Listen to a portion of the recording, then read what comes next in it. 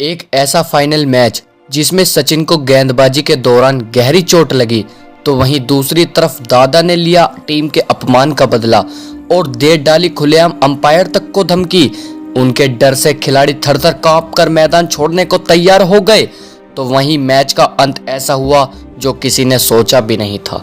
उस दौर में कहा जाता था कि जयसूर्या अगर 10 ओवर खेल जाएं तो मैच एक तरफा हो जाता था। कुमार संगकारा पारी को संभालने मैदान पर आते हैं। आते ही दूसरे ओवर की दूसरी बॉल पर कुमार संगकारा एक बेहतरीन चौका लगाते हैं। दोनों ही खिलाड़ी जहीर को संभलकर खेलते रहने की सलाह देते हैं, लेकिन 7वें ओवर में जहीर खान ने बहुत ही बड़ी नो बॉल फेंक दी, जिस पर संगकारा ने चौका जड़कर स्कोर बोर्ड को आगे बढ़ाया। लेकिन 8वें ओवर की पहली गेंद पर जहीर खान ने संगकारा को आउट कर श्रीलंका को दूसरा बड़ा झटका दे दिया।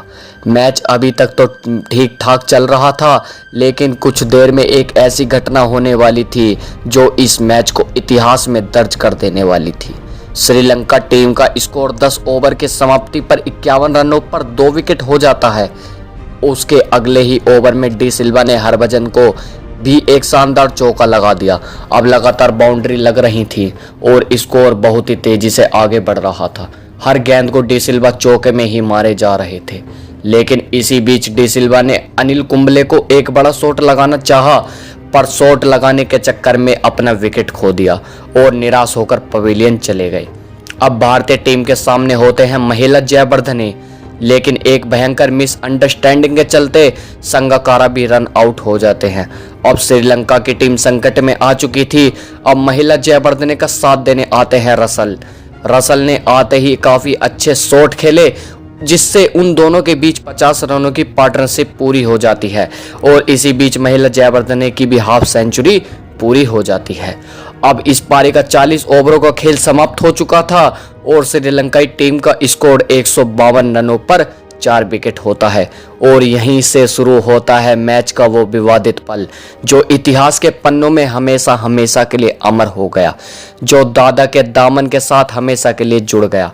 रसल शॉट मारने के दौरान दरअसल पिच पर दौड़ते हुए दिखाई दिए, तभी राहुल द्रविड़ ने रसेल को पिच पर दौड़ने से मना किया और उसके बाद रसेल ने जवाब में राहुल द्रविड़ को गाली दे दी और ये सुनते ही तुरंत ही सौरभ गांगुली भी वहां पहुंच गए और रसल को मैदान के बाहर मिलने की धमकी तक दे डाली। झगड़ा रुकने का नाम नहीं ले रहा था। इसके बाद बीच विचाप के लिए अंपायर आते हैं, जिस पर दादा ने अंपायर को भी खूब डांटा और रसल तो मैदान छोड़कर भागने के लिए तैयार भी हो गए थे, क्योंकि दादा की दादागिरी के आगे वह भी हार मान चुके थे।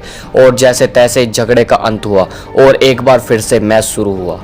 सचिन तेंदुलकर गेंदबाजी के लिए आते हैं और उनकी गेंद पर एक शॉट खेला जाता है, जिस पर कैच पकड़ने के चक्कर में सचिन जमीन पर गिर पड़े और उसी दौरान सचिन के पेट में बहुत ही गहरी चोट लगी, जिसके चलते सचिन खड़े भी नहीं हो पा रहे थे।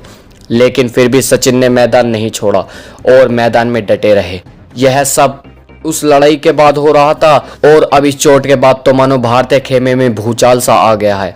हर भारतीय गेंदबाज अपनी जान झुकने को तैयार था और यही कारण था कि अब श्रीलंकाई बल्लेबाज एक एक रनों के लिए तरस रहे थे।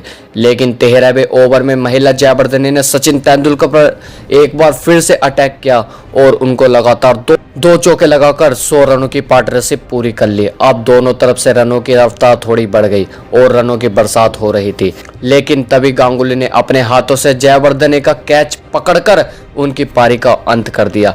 महिला ने इस मैच में सबसे ज्यादा रन बनाकर पवेलियन चले गए। अब जामिंदा बाज जैसा गेंदबाज भी अपनी बल्लेबाजी के दम पर छक्के लगा रहा था और बड़े बड़े शॉट्स खेल रहा था। अपनी टीम को सम्मानजनक स्कोर पर पहुंचाने का प्रयास कर रहे चामिंदा बाज ने मात्र 7 गेंदों में 14 रन बना दिए, लेकिन चामिंदा बाज भारतीय गेंदबाजों को अब तक परेशान करते रहे और जहीर खान के लास्ट ओवर में भी वह आउट हो गए। जहीर की शानदार गेंदबाजी की वजह से आखिरी गेंद पर केवल एक ही रन आ सका और श्रीलंका ने 50 ओवर की समाप्ति तक 7 विकेट खोकर 222 रन बना लिए। इस मैच में जहीर खान ने सबसे ज्यादा 3 विकेट झटके।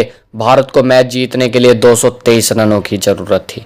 अब सहवाग और मोंगिया की जोड़ी मैदान पर आती है और दूसरे ओवर की दूसरी गेंद पर सहवाग ने इस पारी का पहला चौका जड़ दिया, लेकिन आज इस पिच पर हर खिलाड़ी संघर्ष करता दिखाई दे रहा था।